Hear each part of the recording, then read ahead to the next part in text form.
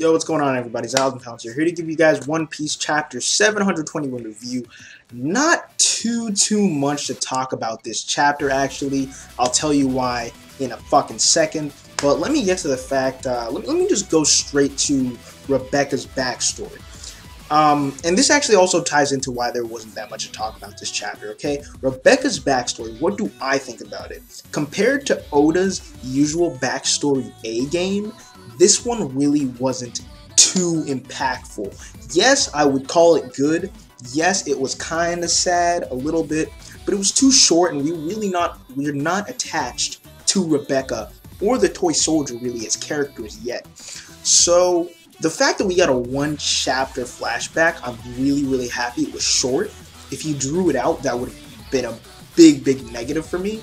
But the fact that it was short and concise did give some points to the backstory, okay? He didn't draw it out because it really wasn't one of those backstories you can really draw out. It was really nicely done how he made it nice and short, but again, compared to his usual backstory A-game, it was lacking, okay?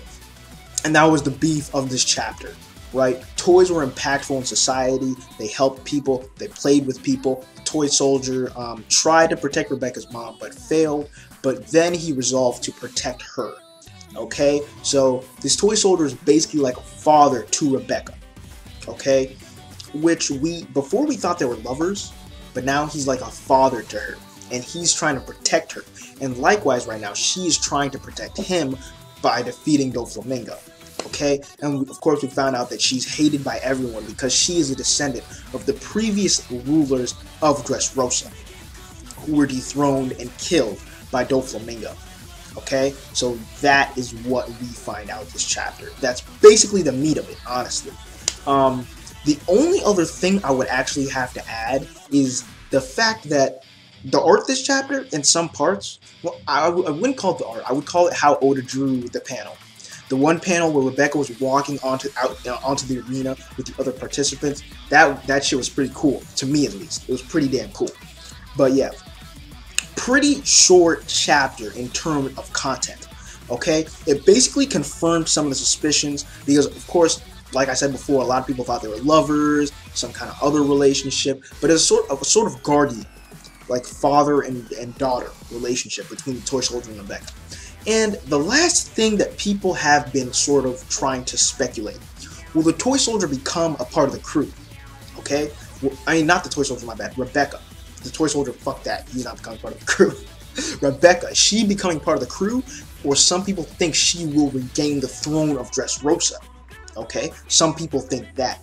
Now, which one is it? Or is it going to be one of those? No clue. I do not want her to become a Nakama, though. I really don't want Rebecca to join the crew. Don't want it. I think that the last crew member, if there is one, or there will be more, should be funnier, better established characters. I'm not really loving Rebecca's character. I guess that's what I'm trying to say. I'm really not loving her character. I would rather her regain the throne than become a part of the crew. And that's just me. That's just me. Okay? Another thing that I'd like to speculate before I end this review is, will the toy soldiers, or all the toys, turn back into humans, okay, when the Devil Fruit user is defeated or killed, okay? Which would make sense. Because I'll tell you why it'll make sense. Because you know how Nami, Chopper, I believe Monosuke, and Brook were all turned into toys? I mean, art, forms of art, whatever you want to call it, along with the ship. When that Devil Fruit user is defeated, they should turn back. It would be stupid to assume that they're going to remain in this form for the rest of the series. So why not make it the same? It's the same concept, I would think, for the Devil Fruit user that turns them into toys. That's the only reason why I think that the toys in Dressrosa are going to be turned back to humans at the conclusion of this arc, or at least when the Devil Fruit user is defeated. Anyways, guys, Alvin Pounce here. That's it for this chapter review. Go ahead and like, comment, subscribe. As always, I'll get back to you guys later with another chapter review. Peace.